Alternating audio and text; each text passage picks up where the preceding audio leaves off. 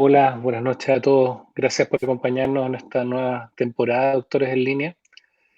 Hoy día tenemos un invitado de lujo aquí. Tenemos a Manuel Vial, cirujano gástrico, y un tema que el conozcan es realmente importante para todos los chilenos, en verdad, que es el cáncer gástrico. Bienvenido, buenas noches, Manuel.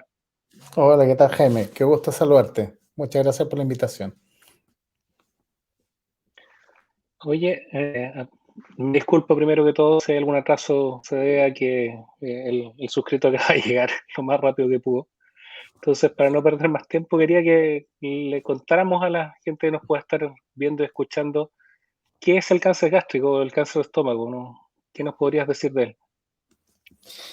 Bueno, tal como tú ya lo comentabas, Jaime, el cáncer gástrico o cáncer del estómago, que las dos denominaciones son lo mismo, es un tumor maligno que ocurre en el estómago, que ahí se ve una imagen, ¿cierto? El estómago es este órgano digestivo que está donde dice la gente la boca, el estómago, ahí está el estómago.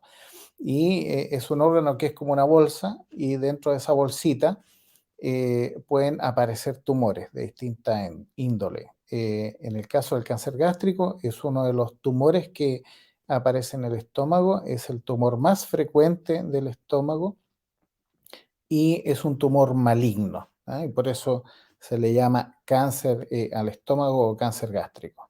¿Mm? Oye, es algo que nos debería preocupar porque entiendo que en Chile tiene eh, ser chilenos nos deja dentro de los primeros en el mundo de algunas enfermedades y lamentablemente esta es una de ellas. ¿Qué tan Exacto. frecuente es que podamos sufrir? Es muy frecuente. Antes de los 80 años, uno de cada 35, 40 hombres o uno de cada 80 o 90 mujeres va a sufrir esta enfermedad aquí en Chile. Tenemos una de las incidencias o frecuencias, ¿ya? Si llamamos incidencia, la frecuencia de aparición de este tumor de las más altas a nivel mundial. Hay distintos otros lugares que tienen inclusive mayor frecuencia que nosotros, como algunos países asiáticos como Corea, Japón, eh, y nosotros estamos muy cerquita de ese nivel de frecuencia. En Chile, este tumor, ¿cierto? Es la causa más frecuente de muerte por cáncer, juntando los dos sexos, ¿ya? Hombres y mujeres. En el caso de las mujeres, si fuera solamente las mujeres, ellas tienen más mortalidad por cáncer de origen ginecológico, pero en el caso de los hombres es el cáncer que más mata personas. Cerca de 3.000 personas mueren en Chile todos los años por este tumor. Es un tumor muy, muy importante, como dices tú, en frecuencia. Y es uno de los tristes récords que tenemos a nivel mundial como chilenos, ¿ah? La aparición de este tumor. Ya lo mencionaste cuando explicabas lo que es cáncer, en general para las personas. Nosotros hablamos de cáncer, nos referimos en general a los tumores, pero los tumores que realmente son agresivos, que son malignos. Pero esta es una enfermedad que no necesariamente va a ser siempre en su presentación más agresiva. ¿Siempre es mortal o hay otros tipos de cáncer gástrico, de lesiones similares? Mira, esa es una muy buena pregunta porque en general, ¿cierto? Uno dice, tiene un cáncer y aquí esto es un mundo y ya se acabó la vida. Hoy día nosotros sabemos a nivel mundial y aquí en Chile también es así porque tenemos un muy buen nivel de salud. De todos los tumores, a diferencia como era antaño, el 50% se puede curar, ¿Ya? Esto, de alguna forma, un mensaje de tranquilidad a la población general, no solamente en términos del cáncer gástrico, sino de cualquier cáncer, ¿ya? Hoy día pensar en cáncer no es decir, ah, aquí se acabó y me voy a morir. No, hay distintas herramientas diagnósticas y terapéuticas que nos permiten enfrentar esta enfermedad distinto a como lo hacíamos antes. Y eso también corre para este problema que es el cáncer gástrico. Y en el caso de cáncer gástrico hay dos elementos a considerar a propósito de la pregunta que tú haces. Uno es el grado de avance en el cual se encuentra el cáncer cuando es diagnosticado. Y resulta que ahí tenemos, por decirlo de alguna forma, como tres grandes tipos de pacientes o de estados en los cuales la enfermedad puede aparecer. Uno es el cáncer que nosotros llamamos incipiente, que es un cáncer chiquitito, muy chiquitito, ¿ya? Y que se encuentra confinado solo al estómago. En ese caso, con la sola cirugía, la gran mayoría de los pacientes se cura de esta enfermedad, ¿ya? El cáncer gástrico, hay que decir que es una enfermedad cuyo tratamiento es la cirugía. Pueden asociarse distintas otras terapias y enfrentamientos o tratamientos, pero principalmente es cirugía, que en este caso significa sacar todo el estómago o una parcialidad del estómago, para decirlo muy simple. Cuando son tumores chiquititos, como les decía, esto con la pura cirugía, la gran mayoría de las veces el paciente se cura y se mejora. Por lo tanto, aquí ya estamos hablando de un cáncer que, si bien, tal como lo comentábamos, es agresivo, causa muchas muertes en Chile, sí podemos o tenemos la opción de curarlo. En el otro extremo están aquellos pacientes que tristemente llegan con el diagnóstico de cáncer al estómago, pero con metástasis. Y ahí ya nos enfrentamos a una enfermedad que está completamente diseminada y podemos llegar a encontrar que hasta un 30% de los pacientes que llegan a la consulta llegan en esta condición. Ingresan al policlínico, uno hace todo el estudio y se da cuenta que ya está muy diseminada la enfermedad. En esos casos la curación es muy rara, ya hay que decirlo. Ahí realmente los pacientes lo pasan muy mal, tiene un curso bastante rápido y fulminante, y el paciente en realidad no es que la enfermedad ande rápido, el paciente llega tarde a, a nosotros a la consulta. Y en tercer lugar tenemos en la etapa intermedia los pacientes que no son ni chiquititos, no son ni chiquititos ni tampoco son tan grandes ni diseminados en metástasis. Es lo que llamamos el cáncer gástrico avanzado, que ahí tenemos un gran abanico de pacientes que son subsidiarios o pueden recibir quimioterapia, cirugía, quimioterapia después de la cirugía, algunos hasta pueden recibir radioterapia. Hay distintos tratamientos que se pueden ofrecer a los pacientes dependiendo del tipo de tumor, de la localización, del grado de avance. Por supuesto, la conversación con el paciente es importante, ¿cierto? Porque el paciente tiene que involucrarse en la decisión de cuál es el tratamiento que quiere recibir y en este caso recibiendo la mejor de las terapias, el mejor de los tratamientos, podríamos llegar que hasta un 40% o un poquito más de los pacientes a los 5 años está vivo. Y nosotros en oncología, tú también lo sabes, ¿cierto? Porque tú también luchas contra esto en tu especialidad, ¿cierto? Decimos que cuando un paciente llega a los 5 años vivo, después de un tratamiento por cáncer, nosotros lo consideramos que está curado. Y ese es el objetivo principal de todo el tratamiento, llegar, ¿cierto?, a ese momento de los 5 años de seguimiento después de haber diagnosticado y tratado esta enfermedad. Por lo tanto, ¿cierto? Existe un abanico de presentaciones de este tumor, existen muchas herramientas de tratamiento que se pueden ofrecer y no es el fin del mundo. Hay muchas cosas que le podemos ofrecer al paciente y la curación es uno de los objetivos primordiales que se busca con el tratamiento. Hay que decir, Jaime, también que es importante reconocer que también dentro de los objetivos del tratamiento está prolongar la vida y mejorar la calidad de vida de estos pacientes, que también son parte de los objetivos primordiales de en los distintos tratamientos que se ofrecen para estos pacientes. Mira, me recuerdo, ¿me escuchas bien?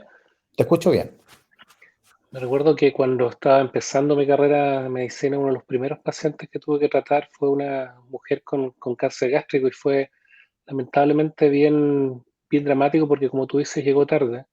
Y años después me tocó vivir la otra experiencia con un familiar, en el cual afortunadamente hubo un diagnóstico precoz y la situación fue diametralmente distinta. Si bien tuvo que requerir algún tipo de tratamiento adicional, la forma en que lo pudo tolerar, estuvo siempre en su casa, estuvo bien acompañada, fue una situación que te enseña que, bueno, la medicina ha cambiado, pero también la oportunidad en la cual nosotros podemos intervenir es una diferencia notoria.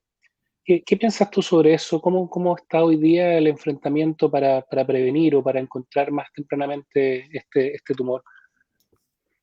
Mira, sin duda que las oportunidades que hoy existen, si bien vamos a decir que no son completamente suficientes, son mucho mejores que las que había hace 15, 20 años. Hoy día existe un mayor acceso de la población a un estudio que es fundamental en este tipo de enfermedades, como es la endoscopía digestiva, especialmente la endoscopía digestiva alta, eh, que es la herramienta diagnóstica fundamental con la cual se hace el diagnóstico de cáncer gástrico o cáncer al estómago. Y la disponibilidad del examen hoy día, tal como decía, si bien no es completamente suficiente, pero sí existe y existe mucho. Y en la medida que van avanzando los años, vamos viendo que exponencialmente aumenta la posibilidad de acceder a una endoscopía, a pesar de que hoy sí sabemos que la lista de espera que hay para pacientes que tienen que realizarse una endoscopía es muy grande, es muy grande. Hay países como Japón que de estos cánceres que yo llamaba los chiquititos, los incipientes, nosotros tenemos entre un 5 o un 10% a lo más de los pacientes que llegan a nuestro policlínico tienen este tipo de tumor. En Japón sobrepasa el 50%. Por supuesto que los resultados de esos pacientes o de ese grupo de pacientes mucho mejor que los nuestros, ¿cierto? Porque se enfrentan a tumores más pequeños y por lo tanto con una menor agresividad. Pero a diferencia de nuestra, claro, en Japón tienen instalado todo un proceso de tamizaje o screening o búsqueda sistemática de cáncer gástrico a través de endoscopía, pero de manera masiva. ¿Ya? Hay programas especiales en el gobierno y todo lo demás.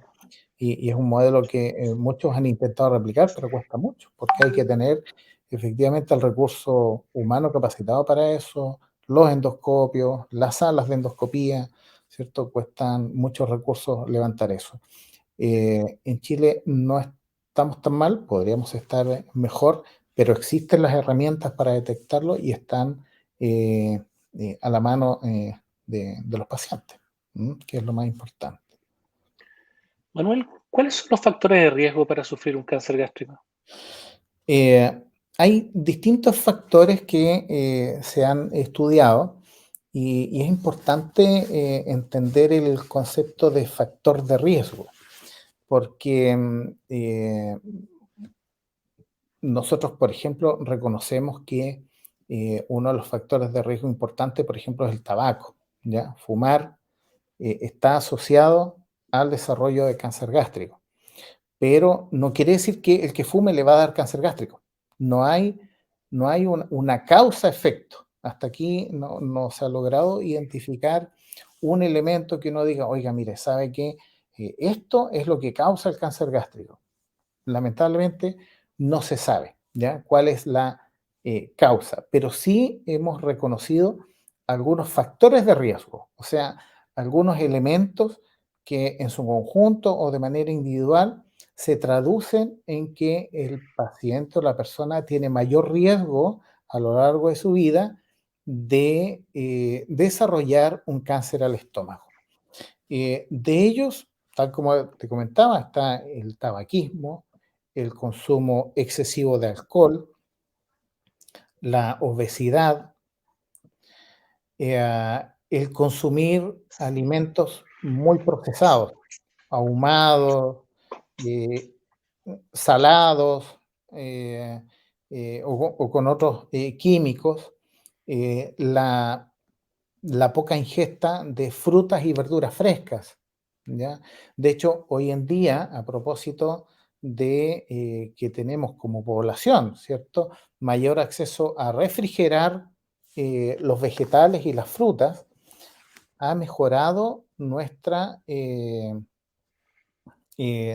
nuestra posibilidad de consumir estos alimentos frescos. Y eso ha hecho que en global, la tasa o la frecuencia de cáncer gástrico, que si bien en Chile es alta, pero ha ido lentamente disminuyendo, ¿ya? En comparación a cómo estaba hace unos 20, 30 años, ¿ya? Está significativamente menos frecuente. Aún es alta, pero estos cambios en los estilos de vida más saludables, ¿cierto? No fumar, no beber en exceso, menor obesidad, consumir carne fresca, digamos, y no tanto procesada, no tanta sal en los alimentos, verduras, ¿cierto? Y frutas frescas. Al mejorar nuestros estilos de vida, esto se ha traducido en que hemos disminuido la frecuencia de este tumor. Ahora, uno de los elementos y factores de riesgo más importantes que hemos reconocido en el último tiempo es la presencia de una bacteria que se llama Helicobacter pylori, que probablemente la gente lo habrá escuchado ya en las conversaciones con la familia, con los amigos, con los conocidos. Esta bacteria es muy frecuente, ¿ya? La mitad de la población mundial tiene esta bacteria en el estómago. Y hemos podido reconocer que en poblaciones de riesgo, como la chilena, ¿cierto? La presencia del Helicobacter pylori en el estómago de esta bacteria se traduce en un aumento del riesgo de desarrollo de cáncer, mucho más que cualquiera de los otros factores que yo te he comentado. Entonces, es muy importante, y es tan importante que inclusive el Estado, ¿cierto?, ha decidido que la erradicación de esta bacteria está dentro del plan Auge. Es una de las garantías explícitas en salud y toda la población, ¿cierto?, que está suscrita a estos programas está protegida y garantizada la erradicación de esta bacteria si es que se diagnostica.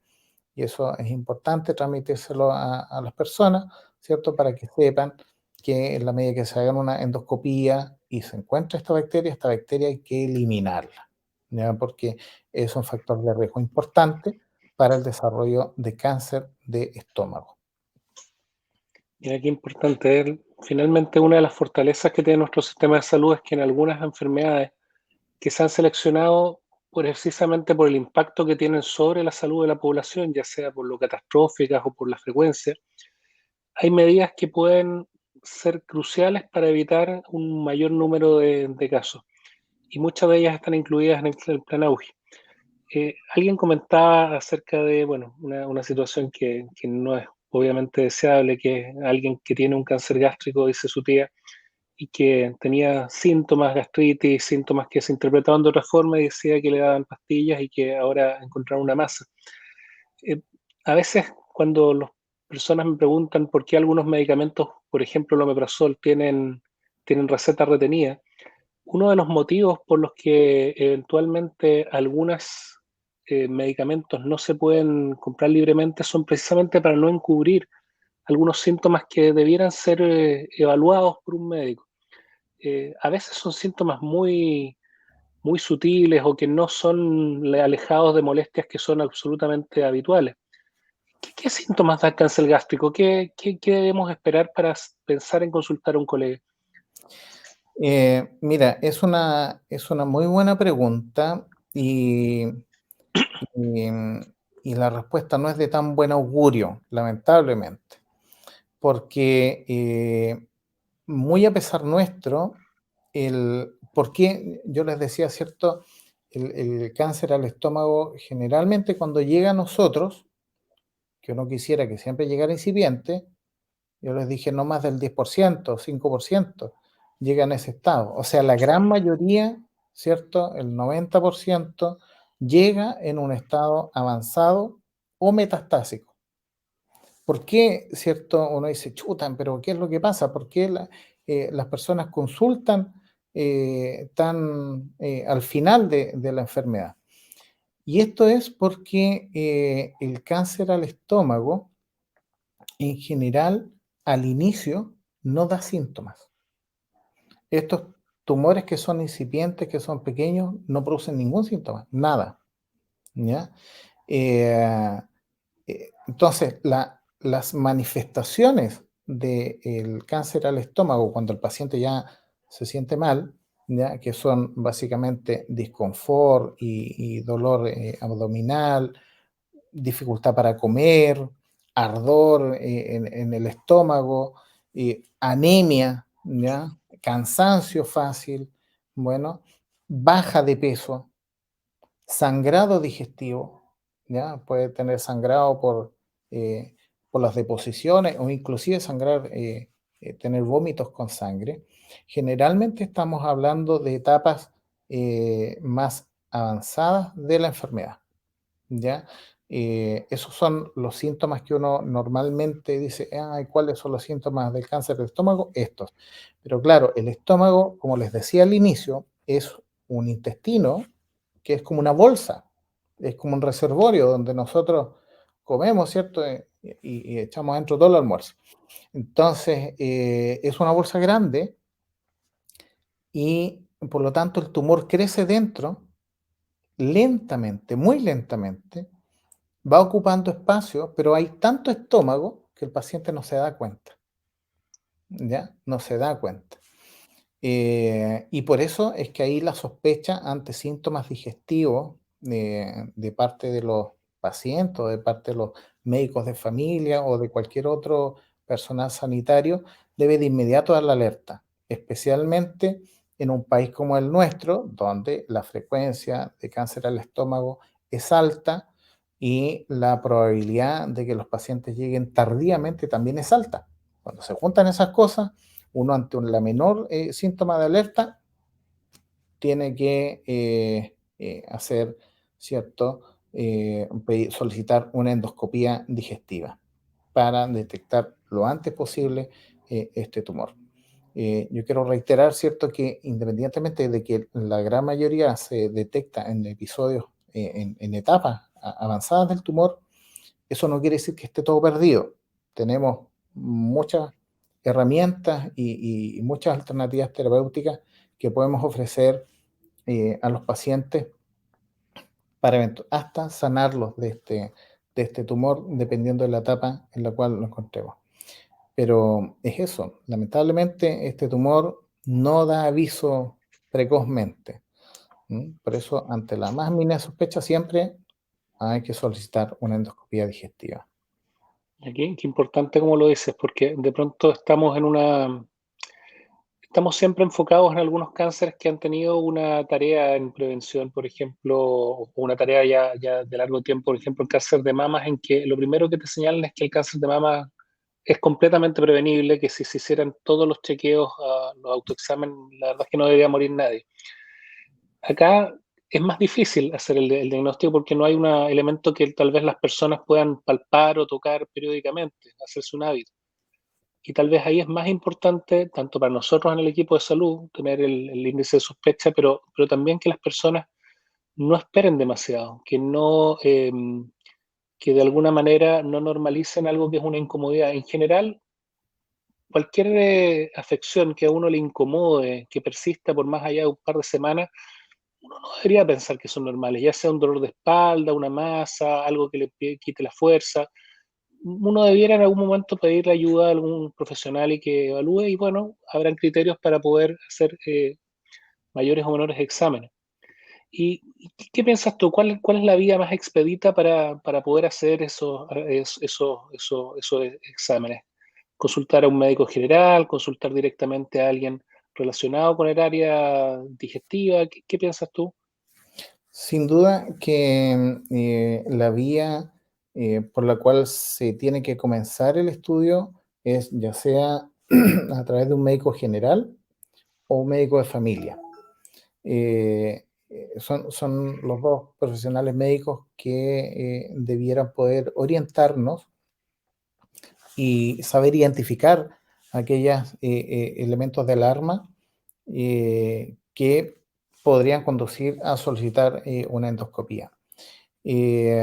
Claro, hay, tal como decía, cierto, nuestro auditor en el comentario, mi tía sufrió gastritis tanto tiempo. Efectivamente, una gastritis o un ardor en el estómago, uno puede decir, oiga, pero esto siempre le dan una pastilla y tal, pero al momento de esperar, ¿cierto? Al momento de comenzar con este camino, siempre debiera hacerse una endoscopia inicial de control, saber cómo está el paciente al inicio y luego iniciar la terapia correspondiente, porque aquí lamentablemente hay que tener un muy alto índice de sospecha.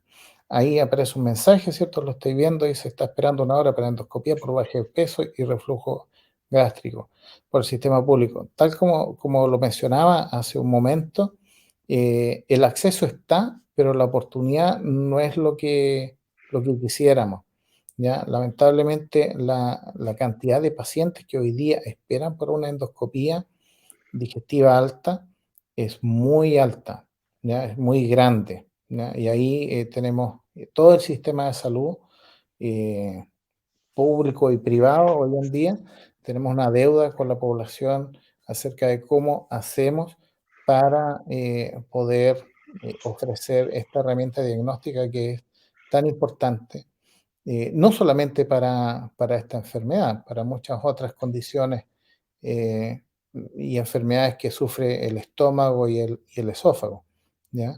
Pero es la realidad que hoy día tenemos, hay que saber que convivimos con ella y ahí, tal como dices tú, ¿cierto? En tu pregunta, claro, un médico general o un médico de familia debiera poder saber cómo discriminar, ¿cierto?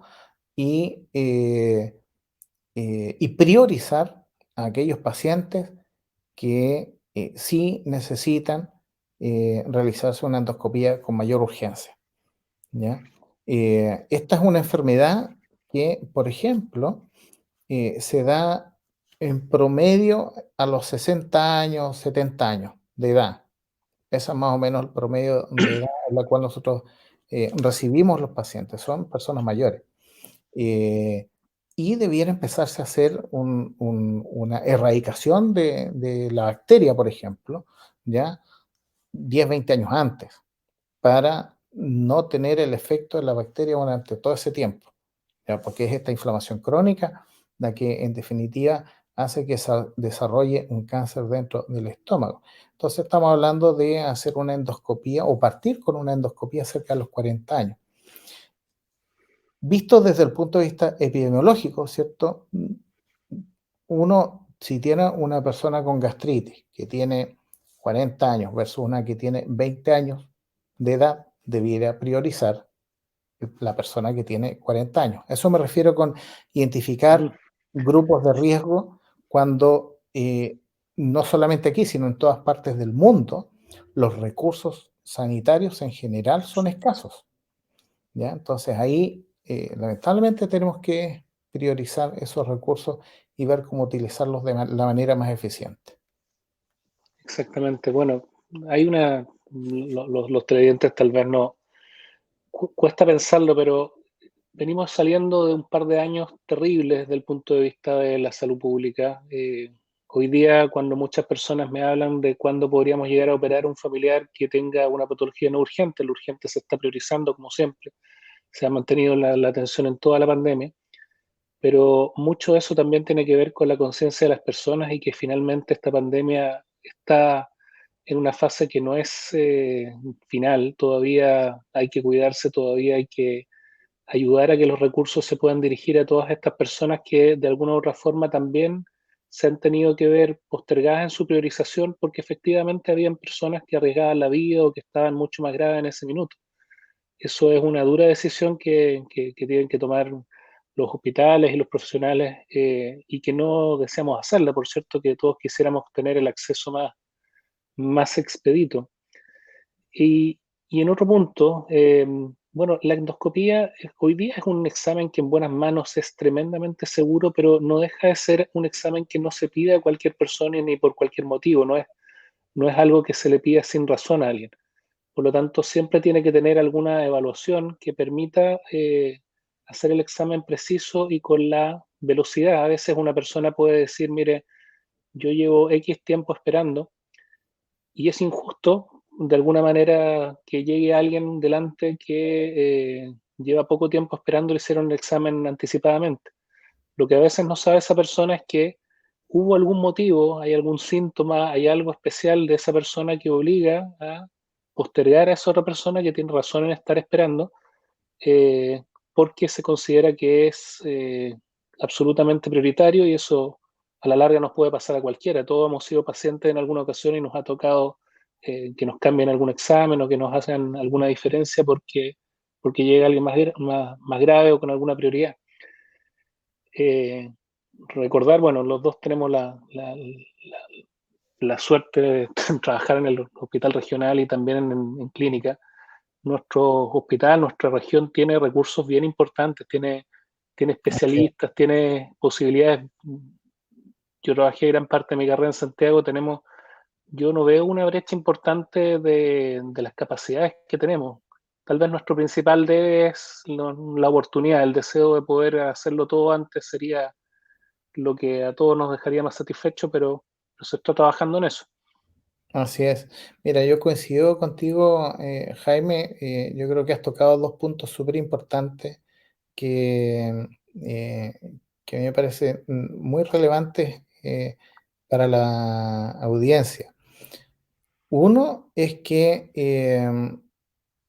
nuestra región tiene un muy buen sistema público de salud. Es muy bueno, realmente.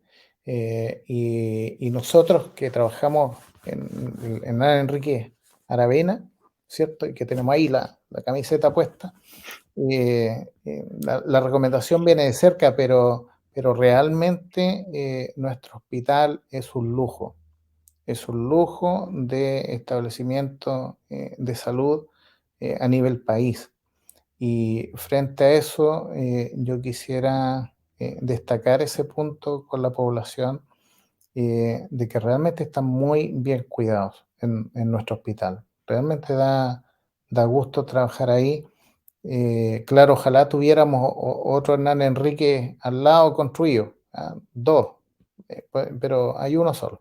Y por supuesto que ahí es donde influye lo que tú mencionas de la oportunidad, que es lo que uno quisiera mejorar, ¿cierto? Si uno tuviera más hospital, eh, podría ofrecer más. Si tuviera más consultorios y más unidades de endoscopía, podría disminuir esa lista de espera que tenemos en endoscopías, pero la calidad de la salud pública de nuestra región es muy buena. Eso sin lugar a dudas. Yo creo que eso es bueno transmitírselo a la población para que estén tranquilos en ese ámbito.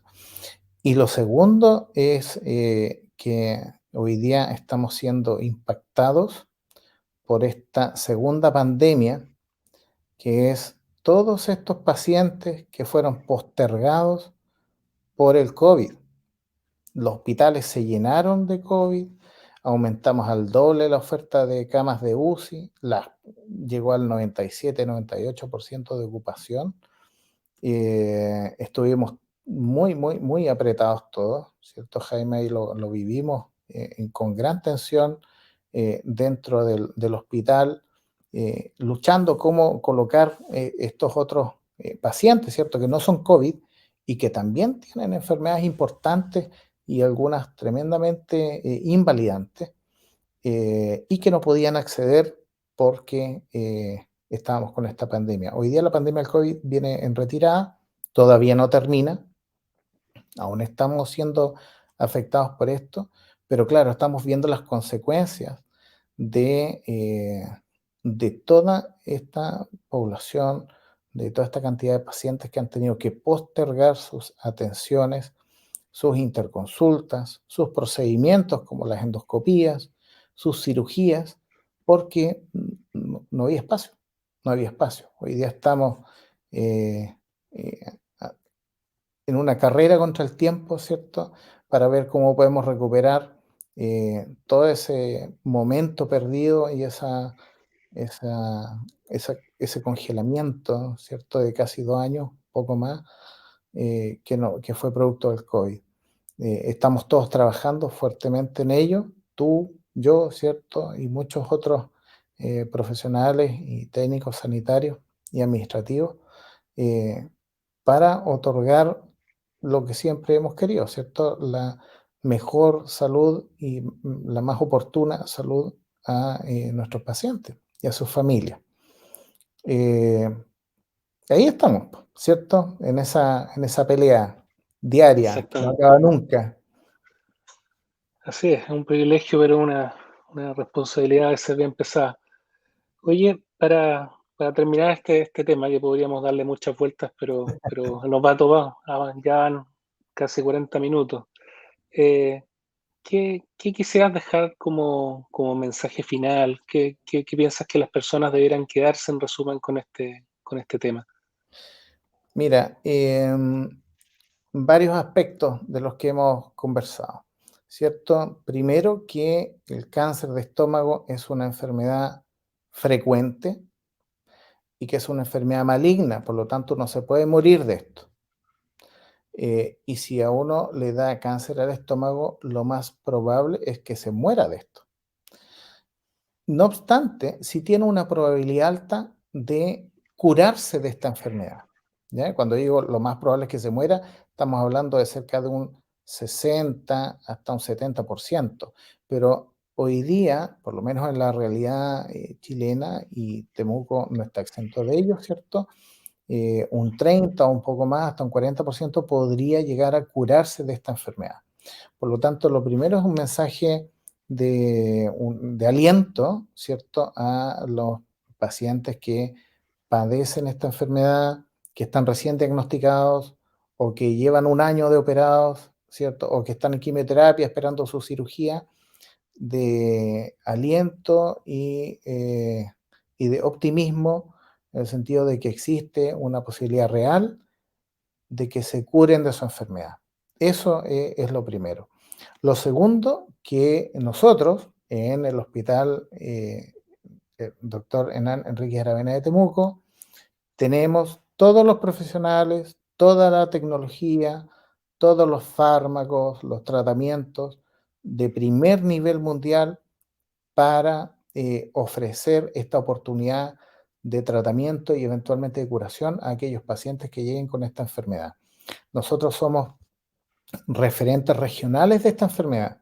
Todo lo que ocurre en la región llega a nuestro hospital y tenemos profesionales, no solamente cirujanos, anestesiólogos, kinesiólogos, nutricionistas, enfermeras, TENS, ¿ya? Hay psicólogos, hay un montón de otros profesionales que colaboran con nosotros, con los cirujanos, ¿cierto? Hacemos todo un gran equipo para enfrentar esta enfermedad, para apoyar al paciente de la mejor forma posible, para acompañarlo en este camino que es largo y para sacarlo adelante, porque nuestro objetivo, tal como te comentaba al inicio, ¿cierto? Es prolongar la vida de los pacientes, mejorar su calidad de vida, eventualmente curarlo, que hay una buena probabilidad hoy día de que eso ocurra, ¿cierto? Y junto con ello, devolverlos a su vida normal, habitual.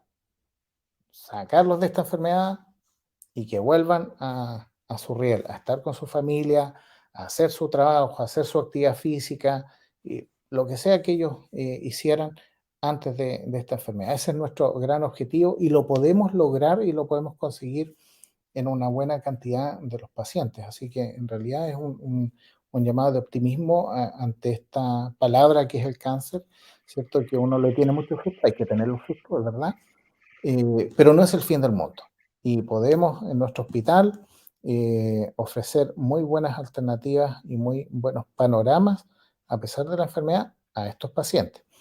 Y lo tercero, eh, que estén cerca de sus médicos de familia, que estén cerca de sus médicos de cabecera, ante cualquier síntoma digestivo, manifestarle que por favor les ponga atención, ¿cierto? Y que discutan si están en presencia de algún síntoma o signo que podría ser un cáncer gástrico.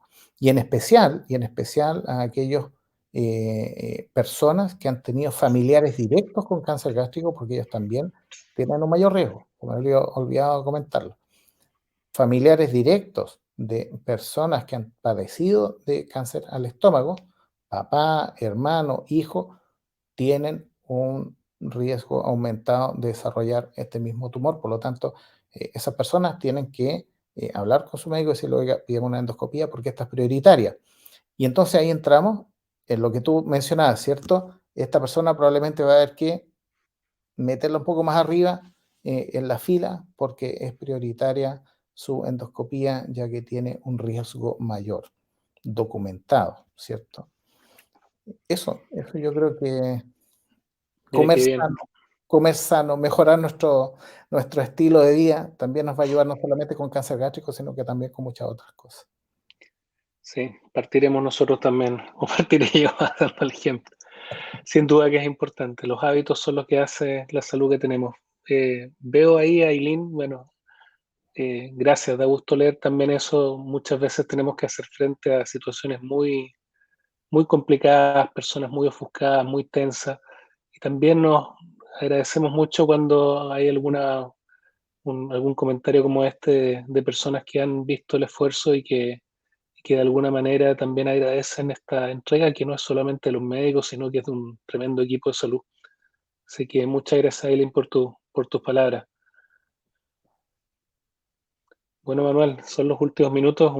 Fue un gusto. La verdad es que este es un tema largo. Insistir en que esto es algo que, si bien es difícil prevenirlo, hay que estar cerca del médico, hay que ponerse las pilas.